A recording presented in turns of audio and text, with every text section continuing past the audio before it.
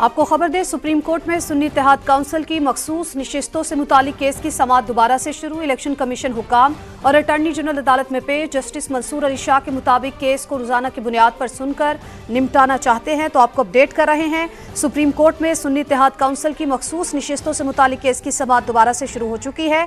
Election commission हुकाम और attorney general अदालत में पेश। जस्टिस मंसूर अली शाह के मुताबिक केस को रोजाना की बुनियाद पर सुनकर निपटाना चाहते हैं। बिल्कुल, आपको बताएं कि सुप्रीम कोर्ट ऑफ पाकिस्तान में सुन्नी इत्तेहाद काउंसिल की मखसूस नशिस्तों से मुताल्लिक़ अपील पर सुप्रीम कोर्ट में समाअत के दौरान हुकूमत ने लार्जर बेंच तश्कील देने की इस्तदा भी की थी। जस्टिस मंसूर अली शाह की सरबराही में 3 रुकनी बेंच है जो समाअत कर रहा है। तो आपको बताएं कि सुप्रीम कोर्ट ऑफ पाकिस्तान में बड़ी अहम समाअत जारी है। सुन्नी इत्तेहाद काउंसिल की मखसूस नशिस्तों से मुताल्लिक़ केस की समाअत अब दोबारा शुरू हो गई है। इलेक्शन कमीशन हुकाम और अटॉर्नी जनरल अदालत में पेश हुए हैं।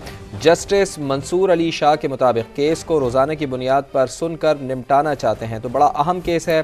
सुन्नी इत्तेहाद काउंसिल की मखसूस नशिस्त से मुताल्लिक़ ये केस की समाअत है जो दोबारा शुरू हुई है।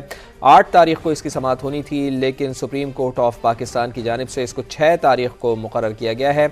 इलेक्शन कमीशन हुकाम और अटॉर्नी जनरल सुप्रीम कोर्ट में पेश हो गए हैं। इलेक्शन कमीशन ने मुतज़ाद मौक़िफ़ कैसे कायम कर लिया, जस्टिस अतहर मिनुल्लाह के रिमार्क्स भी ये सामने आए। आपको अहम खबर दें, सुन्नी इत्तेहाद की मखसूस नशिस्तों से मुतालिक केस की समाअत के हवाले से सुप्रीम कोर्ट ने पेशावर हाई कोर्ट का फैसला मुअत्तल कर दिया। आपको बताएं कि दूसरी जमातों को नशिस्तें देने का फैसला मुअत्तल कर रहे हैं। सुप्रीम कोर्ट की जानिब से ये कहा गया है। सुहेल रशीद हमारे साथ मौजूद हैं। सुहेल, बताइए क्या अपडेट्स है आपके पास?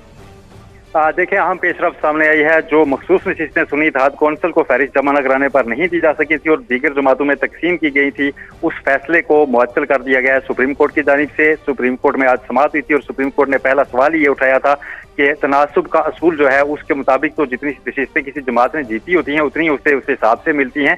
बाकी बची हुई नशिस्तें उन्हीं जमातों को कैसे दी जा सकती हैं? इससे क्या अवाम का जो दिया गया मैंडेट है तो उसके खिलाफ एक रिफ्लेक्शन नहीं हो जाती पार्लियामान के अंदर? इस पर अटॉर्नी जनरल और इलेक्शन कमीशन को भी तलब किया गया था। अटॉर्नी जनरल और इलेक्शन कमीशन के वकील दोनों की जानिब से यह तस्लीम किया गया अदालत के सामने कि अभी जो आर्टिकल 51 है उसकी तशरीह अभी तक कभी नहीं हुई और ये फर्स्ट इंप्रेशन का केस है, इसकी तशरीह होना बाकी है।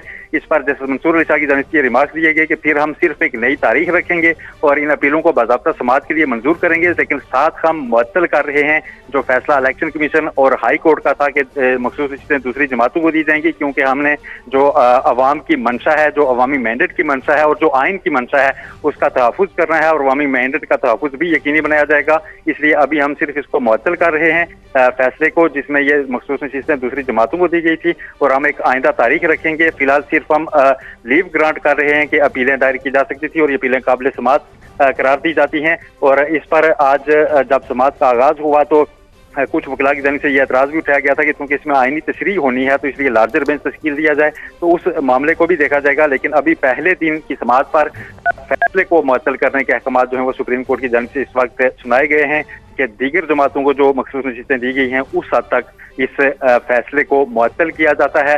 इस वक्त अटॉर्नी जनरल कमरा अदालत में मौजूद हैं। इलेक्शन कमीशन के वकील पेश हुए थे, उनसे सवाल किया गया था बेंच की जानिब से बारहा एक ही कि क्या आपने कोई सो मोटो इख्तियार इस्तेमाल करते हुए दीगर जमातों में मखसूस नशिस्तें जो बची हुई थी उनको बांटा था, या इसका कोई कानून में भी कहीं ऐसा कुछ लिखा हुआ है? इस पर इलेक्शन कमीशन के वकील की जानिब से मुतमईन नहीं किया जा सका, लेकिन इस हद तक नहीं किया जा सका। सुहेल रशीद, आप हमारे साथ ही रहिएगा।